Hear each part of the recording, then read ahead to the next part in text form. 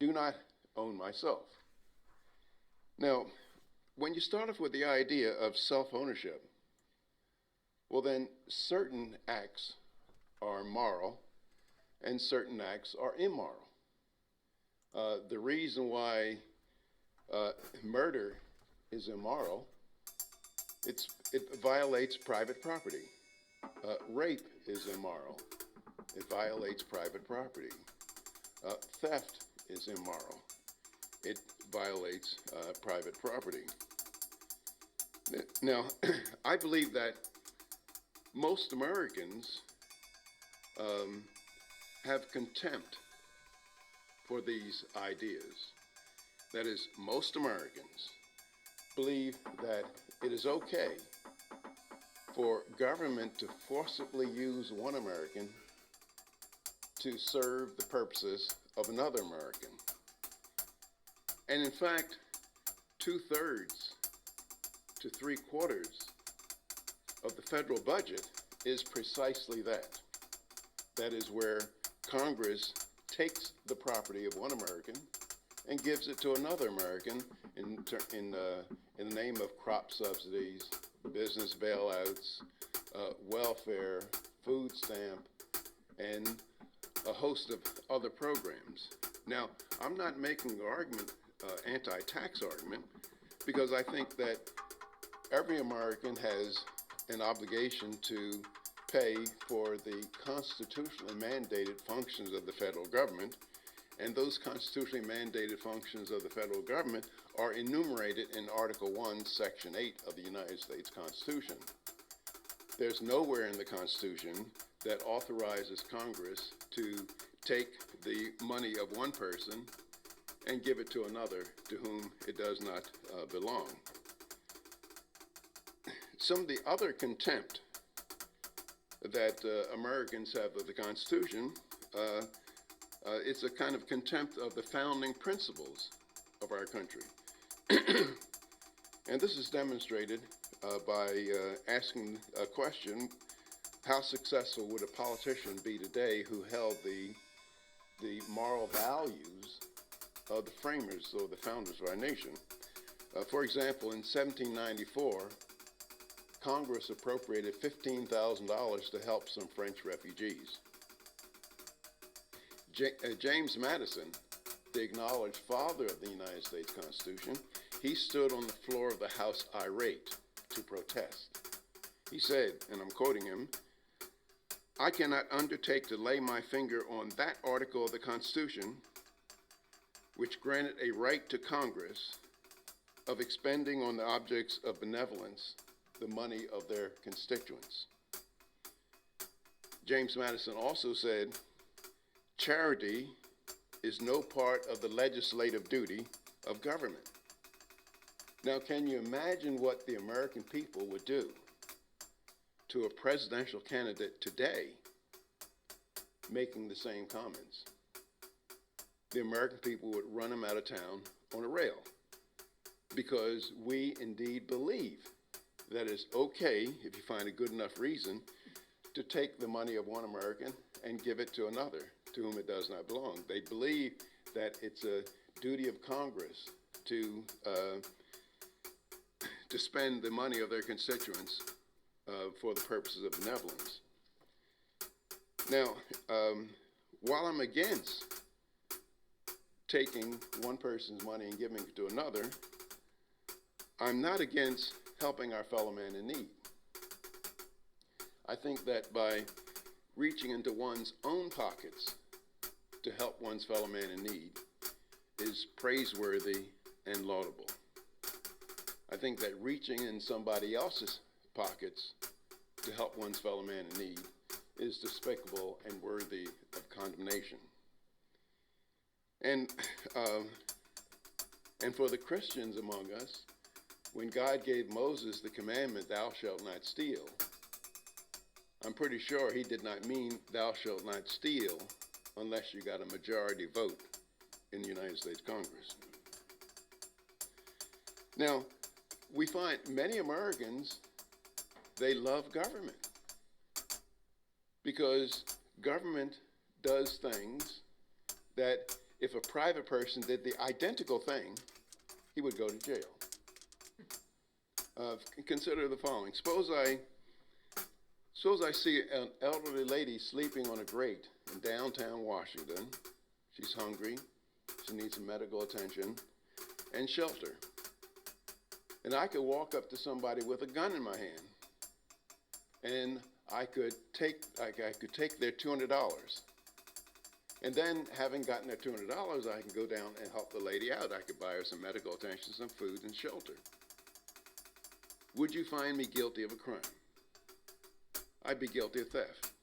Suppose I got 3 people to agree with me that I should take somebody's money by force to help the lady out. Would that be a crime? What if I got 1 million people?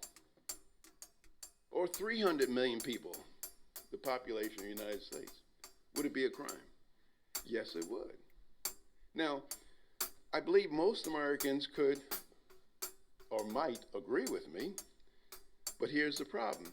Is there any conceptual distinction between that act and when the agents of the United States Congress tells me, well, Walter, you know that $200 that you made last week that you're planning to buy a nice bottle of Lafite Rothschild Bordeaux wine with? You will not do that with your money. You'll give to us, and we will go downtown and help the lady out. Is there any distinction between those two acts? None. That is, if you press me for a distinction, the only distinction I can find is the first act where I walked to somebody and took their money. That is illegal theft.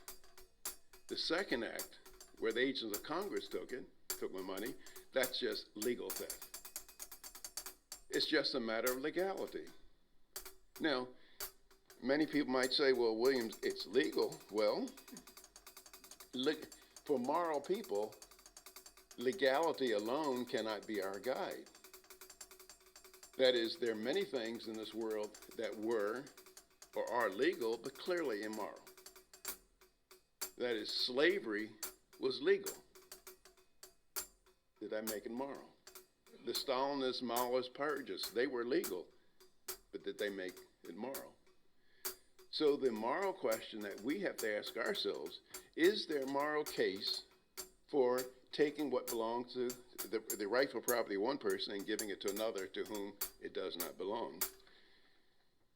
And in my many years of life, I have not come up with a moral case for doing that. There are other things that topics that I talk about in the book. Actually, the book is a collection of my syndicated columns over the last 4 or 5 years, and I believe there's one essay or speech that I gave. I talk about a range of topics, and one of them has to do with the issue of race in our country, which is a topic that flares up every now and then. And one of the things that one of the columns I talk about is that most Americans do not realize that most of the pathology that we see in black communities today, such as Baltimore and other cities, is entirely new among black people. That is, the illegitimacy rate is 72% nationally, and in some cities it's higher than that, 80 and 90% illegitimacy rate. But in 1938, the illegitimacy rate among blacks was 11%. Slightly over a third of black children live in 2-parent families. That's devastating. But in 1880, and I provide the statistics in a book that I wrote several years ago, Race and Economics. In 1880, depending on the city, 70 to 80% of black kids lived in 2-parent families. In 1925 Harlem, 85% of blacks lived in 2-parent families. I know I don't look like it, but I'm coming up on 80 years old. And when I was a kid growing up in the slums of North Philadelphia, we did not know anybody who was shot. We did not go to bed with the sound of gunshots. Um, the kids who live in the Richard Allen Project today don't have the opportunities to have them to get out that I had in the back in the 40s. That is in terms of job opportunities. That is, when I was a kid, all my friends who wanted to work could find jobs. That's a different story today. In fact, in 1948, the unemployment rate among black teenagers was 9.4%, and the unemployment rate among white teenagers was 10.2. Black teenagers were more active in the labor force in 1948 than were white teenagers. What explains that? Can we say that, well, gee, back in 1948, there was less racial discrimination and far greater opportunities for blacks than today? That's not true. Or maybe black kids were more highly skilled than white kids. That was not true. It turns out that the minimum wage destroyed many job opportunities for teenagers in general, and particularly black teenagers. And the little bit of money that a kid can earn after school on the weekends and during the summer is not nearly as important as other things that a kid can learn that will make him a more valuable worker in the future. Things like, well, you got to come to work Friday even though you got paid Thursday. You have to respect your foreman. You have to dress in a certain manner, conduct yourself in certain ways. And those lessons, excuse me, are important for all young people, but even more important for young people who go to fraudulent schools, who live in very, very poor, pathological households. And if they're going to learn anything that will make them a more valuable worker in the future, they're not going to learn in school. They're not going to learn in their neighborhoods. They have to learn it on the job. And if you cut off that on-the-job opportunity, you lessen their chances of upward mobility. And speaking of education, there's something else that the average American, and tragically, the average black family does not know, is that the education received by black kids in the public schools is absolutely a fraud. That is, the education that white kids get is nothing to write home about. But the education of black kids is devastating. According to the National Assessment of Education Process, the so-called Nation's Report Card that's put out by the National Center for Education Statistics, it shows that the average black 12th grader, these tests are given at the 4th grade, 8th grade, and 12th grade. The average black 12th grader, he has the reading and writing and computational skills of the average white 7th or 8th grader. That is just simply fraudulent education. Now, so when he gets his fraudulent diploma, some kids go to college. And college is a disaster for them. And it would be a disaster for anybody of any race. That is, if you're comparing 8th graders of any race with 12th graders of any race, you're going to be disappointed by the outcome of 8th graders. They're going to be handicapped.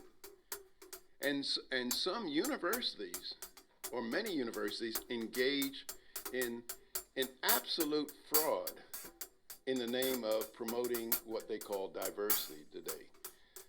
A good example of this was the recent scandal at University of North Carolina, where black football and baseball players were recruited to the campus, and they took phony classes, classes that never met, or classes that would, in the African American Studies Department, that never met. And there was one lady who was assigned as a tutor for the basketball and football teams,